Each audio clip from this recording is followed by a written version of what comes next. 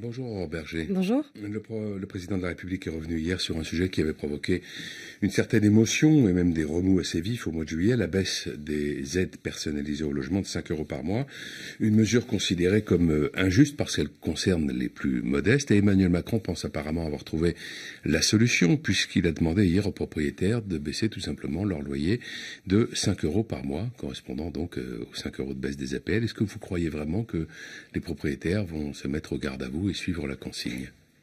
Non, il n'y a pas de volonté de mettre les gens en garde à vous.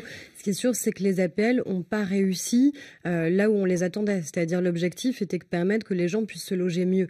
Les gens n'ont pas pu se loger mieux grâce aux APL et ça a eu un effet inflationniste, notamment sur le logement étudiant, où finalement les propriétaires ont pris en compte les APL pour fixer le prix des loyers. Donc il y a un appel au civisme du président de la République sur ce sujet. Il y aura surtout le 13 septembre prochain la présentation d'une vraie stratégie sur la question du logement. On a en fait 3 crises depuis des décennies. Le chômage, la dette et le déficit public et le logement. Et les unes procèdent d'ailleurs des autres. Et sauf qu'on les a systématiquement, on a voulu les corriger, mais on n'a pas permis aux choses de fonctionner mieux.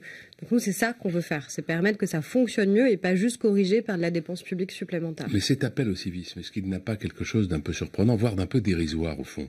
Est-ce que, à ce moment-là, pourquoi ne pas demander à l'industrie pharmaceutique de baisser le prix de ses médicaments? Ça serait formidable aussi, ça, pour le trou de la sécurité sociale. Il vous aura pas échappé que sur la question des remboursements, on n'a pas déremboursé. Et d'ailleurs, on a non, un reste mais à charge enfin, en France si qui est l'industrie très, très pharmaceutique faible. baissait le prix de ses médicaments, ça serait formidable, non?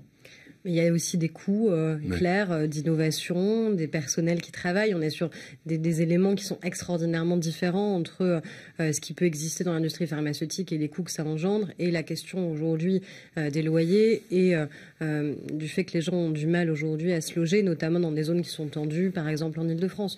En tout cas, ce qui est sûr, c'est que pour cette rentrée, la baisse moyenne des loyers sera supérieure à la baisse des APL. Donc les gens ne devraient pas le subir et ne devraient pas le sentir, en tout cas à la fin du mois. Si l'État a besoin d'argent, il y a un moyen dont il dispose.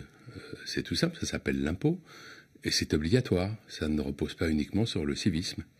Oui, mais le problème, c'est qu'on a systématiquement essayé de corriger les choses comme ça. C'était soit on a des difficultés, donc on va augmenter encore plus, alourdir encore plus la dépense publique. On a une forme d'addiction à la dépense publique pendant une trentaine d'années. Et puis, en effet, si on n'arrive pas à être suffisamment agile, à suffisamment à arriver à dépenser bien, eh bien, on fait appel à l'ensemble des Français, à nos entreprises, et on augmente la pression fiscale. Sauf qu'on arrive à un point où la pression fiscale, elle peut plus être augmentée parce que sinon elle n'est plus supportable par les Français, elle est désincitative à l'investissement, elle est parfois même désincitative à la reprise d'activité. Donc nous, c'est pas le choix qu'on a fait. Le Premier ministre a dévoilé hier la réforme du RSI. La semaine dernière, c'était la réforme du Code du travail, le contenu des ordonnances. La semaine prochaine, vous l'avez évoqué, le Président de la République présentera le plan d'ensemble pour le logement et viendront ensuite les réformes de l'assurance chômage et de la formation professionnelle. Tout cela est censé former un tout qui doit relancer l'économie et la croissance. Est-ce que vous avez l'impression que cet ensemble, justement, dans sa cohérence recherchée en tout cas, est suffisamment mise en perspective, suffisamment expliqué comme précisément un plan articulé? Je crois que ça l'a été par le président de la République dans une très longue interview qu'il a pu accorder au point où les gens ont oui, pu mais il avait dit lui-même, ressaisir. ce qu'il y a de formidable, c'est que les gens ne lisent pas la presse en France. Donc, mais vous vous souvenez de ça? Vous en êtes fait l'écho. C'est une curieuse idée assez, d'ailleurs de donner des interviews en presse écrite tout en disant que finalement elle n'est pas lue par les l'occurrence, Français. j'ai l'impression que celle du président de la République a été lue puisque c'était en rupture dans les kiosques. Et puis vous en êtes fait l'écho et vous avez pu aussi commenter les propos du président de la République. Je pense que ce qui est important, c'est en effet de remettre en perspective par rapport, nous, aux promesses qu'on avait faites. Et on va présenter notre premier budget. Nous, on va l'étudier à partir de l'automne. Le PLF sera en discussion à l'Assemblée et au Sénat. Et ce budget, c'est projet de loi de finances, PLF. Projet de loi de finances, exactement. Ce budget, c'est celui qu'on présente, c'est-à-dire c'est les choix politiques qu'on va faire qui se traduisent budgétairement. Ce budget, c'est celui des promesses qu'on a tenues. Et c'est ça, les engagements qu'on avait pris devant les Français à la présidentielle et aux législatives, ils sont tenus, que ce soit sur la question de la réforme du dialogue social et la question du droit du travail qui a été annoncée la semaine dernière, avec un écho qui était quand même positif, avec même de la part des organisations syndicales. Regardez notamment Force ouvrière qui a dit à plusieurs reprises à quel point la concertation avait pu être efficace, qui n'appellera pas à manifester, la CFDT d'ailleurs non plus. Donc ça montre bien que la concertation peut exister aussi dans ce pays. La question en effet du logement, la question des indépendants avec enfin la suppression du RSI qui était attendue par nos indépendants et le fait qu'ils pourront entrer dans le régime général, donc être mieux couverts par rapport aux risques qu'ils peuvent avoir de maladies notamment. Donc tout ça, c'est un plan d'ensemble, ce qui permet à la fois de libérer notre économie, de la simplifier, de mieux protéger non plus des statuts, mais des individus. Et c'est exactement le projet qu'on avait présenté aux Français. Demain et jeudi, les Constructifs, ce groupe qui se sent proche de la majorité sans y appartenir directement, se réunissent à Trouville pour réfléchir à leur avenir. Vous diriez qu'ils ont été utiles, les Constructifs, dans cette première session parlementaire ? En tout cas, ils ont été présents, beaucoup plus par exemple que les Républicains. Leur travail. Oui, mais vous savez, moi je vois qui est là ou non dans l'hémicycle, parce que nous on a été quand même assez assidus, donc je peux vous dire qu'il y a des groupes qu'on n'a quasiment jamais vus. Je peux vous dire que j'ai quasiment jamais vu le Front National et Marine Le Pen pas de groupe. Au sein de l'hémicycle. Oui, vous voulez dire des députés. Ils sont élus. Oui. Ils ont pas, le fait de ne pas avoir un groupe n'empêche pas d'être présent, n'empêche pas de prendre la parole, n'empêche pas de proposer, et je ne les ai jamais entendus, et en tout cas j'ai quasiment jamais entendu ni vu Marine Le Pen. Mais vous savez qu'il est beaucoup plus difficile de s'exprimer quand on n'a pas de groupe.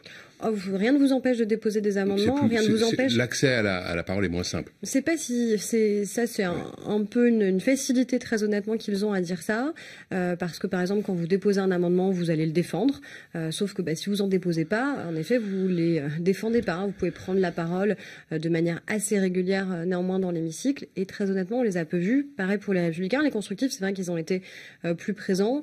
Il y a certains amendements qui sont déposés qu'on a pu retenir, comme ceux d'ailleurs de la Nouvelle Gauche par exemple. Ils se demandent aujourd'hui ce qu'ils doivent faire, s'ils doivent créer leur propre parti, rester dans la situation actuelle. Vous avez un conseil à leur donner ? Non, moi j'ai pas. Parce que vous, par exemple, vous avez franchi le pas. Vous êtes passé chez En Marche. Est-ce que c'est ce qu'ils devraient faire ?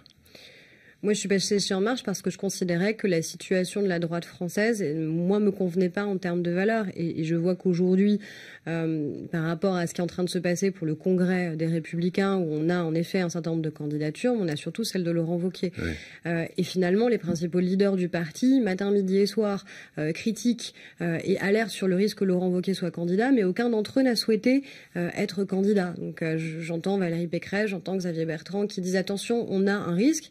Oui, mais ils ne sont pas candidats face à lui. Donc il y en a d'autres qui le sont, et ils sont courageux de l'être pour essayer de représenter, d'incarner autre chose à droite. J'espère que la droite se restreindra pas encore plus avec Laurent Wauquiez, parce que je pense qu'on a besoin d'avoir aussi des forces d'opposition dans ce pays pour avoir un vrai débat démocratique. Et je préférerais qu'ils soient incarnés par d'autres personnes que ceux dont le Front National considère qu'ils pourraient être chez eux. Mais est-ce que ce n'est pas justement si la droite n'est plus une vraie droite que le Front National progresse ? Mais ça, c'est ce qu'on a entendu beaucoup pendant la campagne présidentielle. On en est même arrivé à dire que finalement Emmanuel Macron accréditait presque les thèses du Front National. Moi, je pense surtout que si Emmanuel Macron n'avait pas été candidat à cette élection présidentielle, au regard de la campagne que nous avons eue, on aurait pu avoir véritablement un second tour entre Jean-Luc Mélenchon et Marine Le Pen. Je suis pas certaine que notre pays en serait sorti grandi au regard du niveau de l'une, de ses thèses, et puis aussi des propos régulièrement tenus par l'autre, par exemple sur le Venezuela. Donc je pense qu'il nous a évité un risque majeur. Après, il y a en effet des clivages qui sont nouveaux. Et peut-être que les clivages gauche-droite sont plus les clivages les plus opérants, parce qu'aussi c'est pas forcément ces clivages-là qui ont permis à notre pays de se réformer.